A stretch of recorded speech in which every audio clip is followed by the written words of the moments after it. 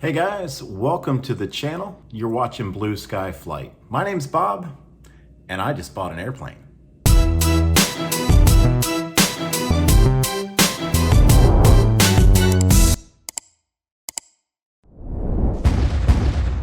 So after a lot of years, I finally found myself in a position to do something that I've wanted to do since I was a kid, and that's buy my own airplane.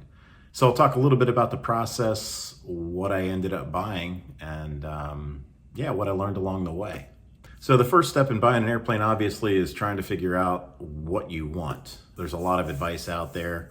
Some people talk about, well, what's your mission? What do you want to do with an airplane? What kind of airplane do you want? And that's probably some pretty good advice. For me, I wanted something that you could probably fit 4 people in with some fuel and go the distance. Not that you typically have 4 people, but why have that fourth seat if you can't use it, right? I also wanted something that was relatively easy to maintain. The annual inspections weren't going to be, too expensive, relatively inexpensive to operate, relative being quite a term in aviation because nothing's cheap in aviation, right? And I wanted something that had fairly good speed, could get me maybe 150 miles an hour. So, 130 knots, something like that. So that way it's got some decent range. You can carry 3 or 4 people, some baggage, and get somewhere. So went on the internet, started my search there with the various AeroTrader, Trade-A-Plane, those kind of websites, seeing what was out there. I kind of wanted a low-wing aircraft. Most of my general aviation flying was in high-wing aircraft, but I always kind of liked the look of a low-wing aircraft a little bit more. I'd flown a Cirrus a lot. I liked the performance of that, but that was a little bit more money than I wanted to spend on an airplane just for me.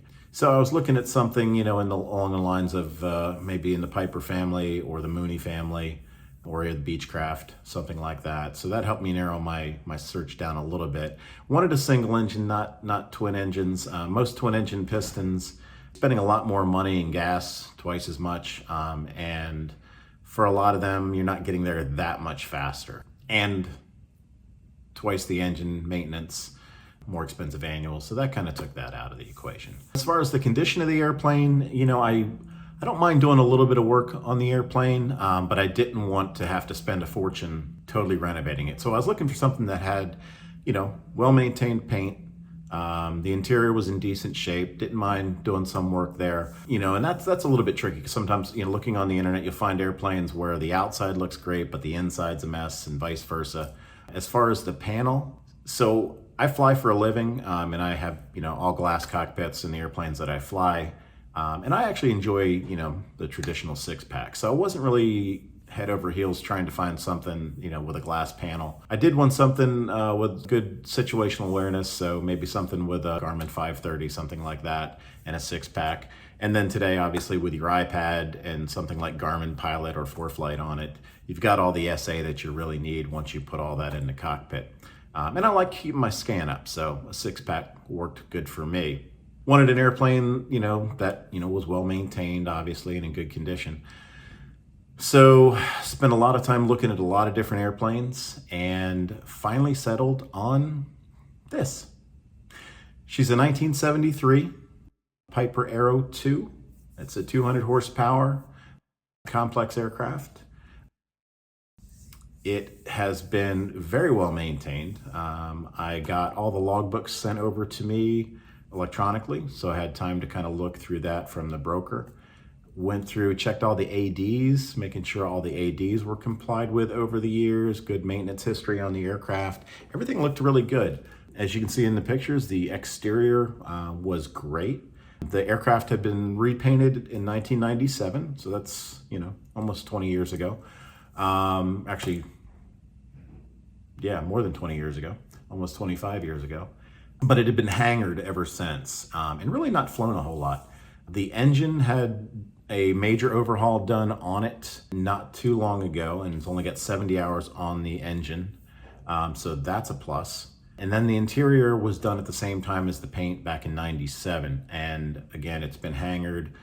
well maintained, and just looking at all the pictures, the inside looks great, the outside looks great, and the engine's got low time on it. So everything looked really good with that. And again, the maintenance history was very well done. Looked like the same shop's been doing the maintenance on it for the last, close to 20 years. So I know they know the airplane really well, and good history on that. So that really kind of sealed it for me, for the most part. I was talking to the broker, and I was surprised when I got back into looking at airplanes, because for years, I've looked at the different, traded planes and stuff like that.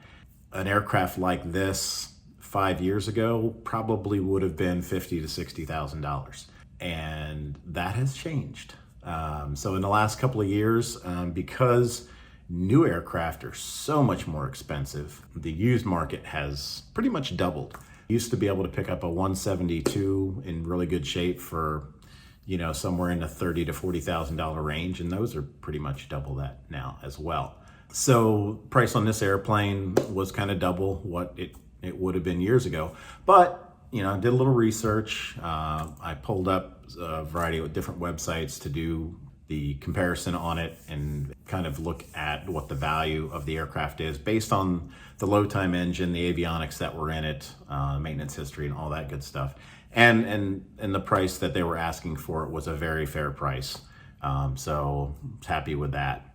And then I saw this. And I know it's funny, but I immediately called the broker. We had been going back and forth with text anyway, and I told him that I was very interested, probably going to come up there and see the airplane. When I saw that, I was like, okay, sold. Been a Snoopy fan since I was a little kid, and how can you not like Joe Cool? So with that, I called the broker. I was on a flight the next day to go up and take a look at the airplane. And so we closed a deal on the airplane, and now I'm going to take delivery of it, and up here in Wisconsin to get it, and then flying it back down to Florida. So yeah, I'm pretty excited about it.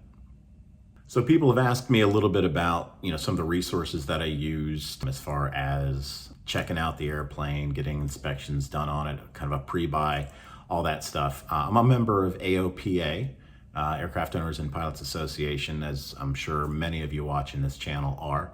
And they have a great number of online resources and kind of point you in the right direction if you're making an aircraft purchase. So I used them.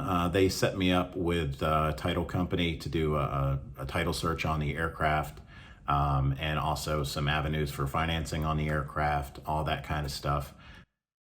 And they've got a good support team there. If you have questions, there's people to call and talk to as well. So highly recommend using that. Had a title search done on the aircraft. That's not very expensive. I think it was a couple $100 for them to go back through. Highly recommend doing that.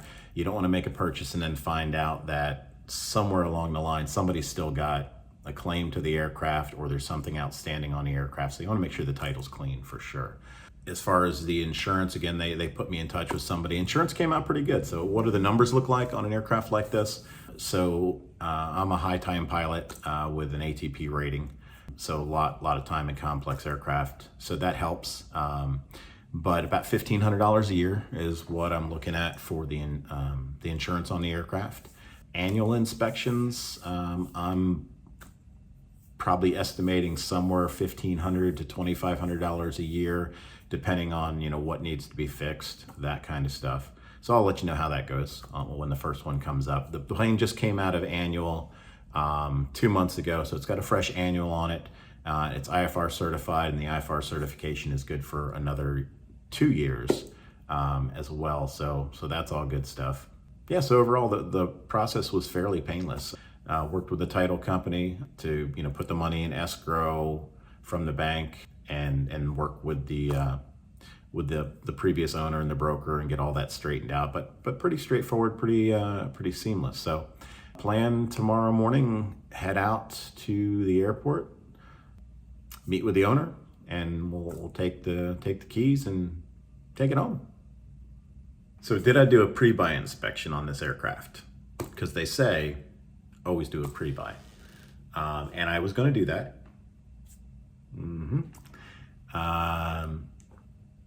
but I didn't, and here's why. So the aircraft had just finished its annual, like I said, about a month or so ago. And the shop that did the annual is the same shop that's been logging and taking care of the aircraft for quite some time, as I mentioned.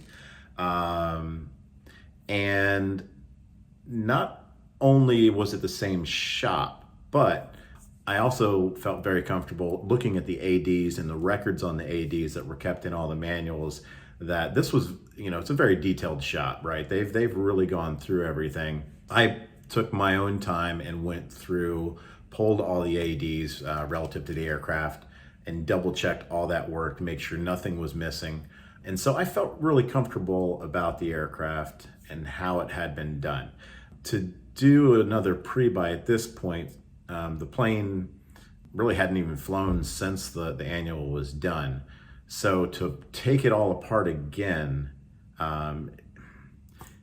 yeah, I know it could have bit me. So it's a little bit risky doing that.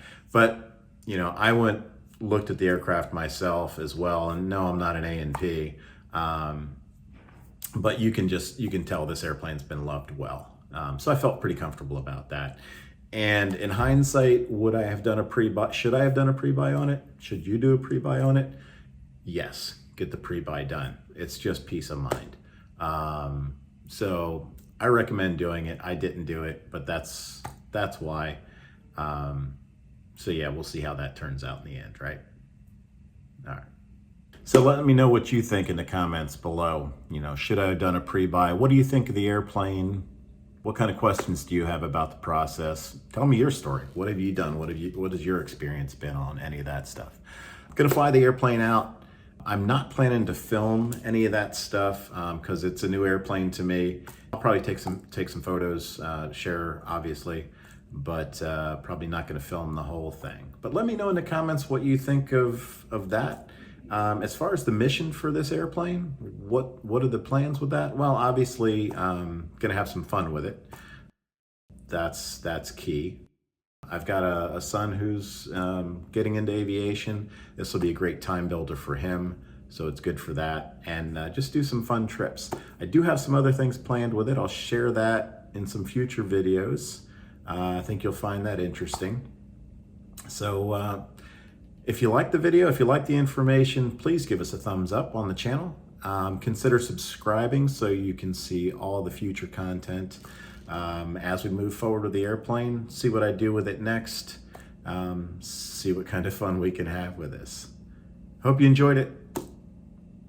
We'll see you in the next video.